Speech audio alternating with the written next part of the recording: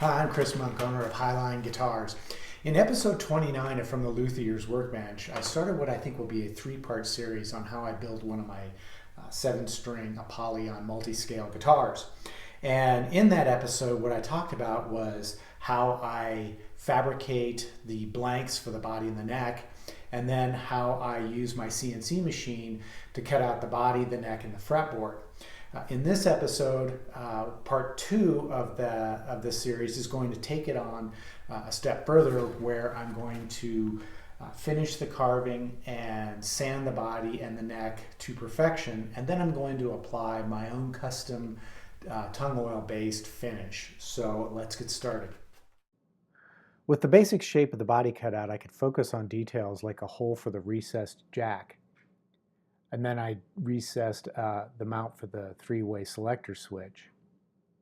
And then I cut holes for the string-through ferrules in the back of the guitar body.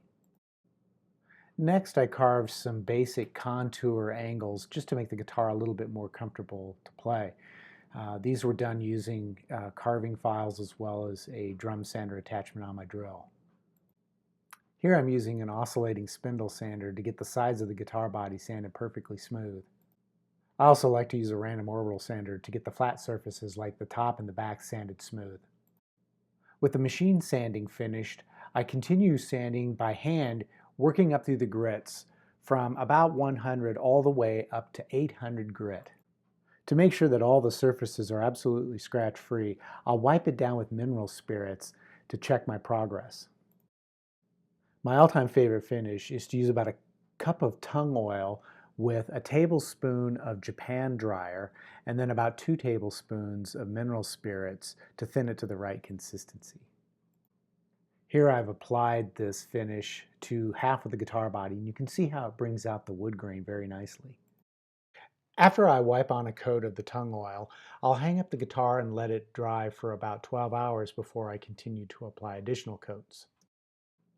And this is how the 4th and final coat of tung oil looks after it's been applied to the body.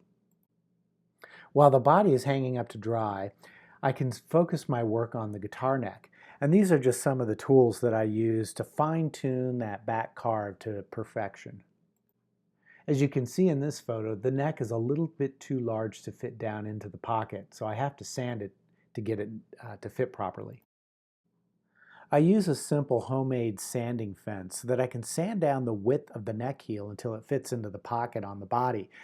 When I do this, I have to make sure that the sides of the neck remain square with the bottom of the heel, otherwise there'll be gaps. This fence allows me to do that.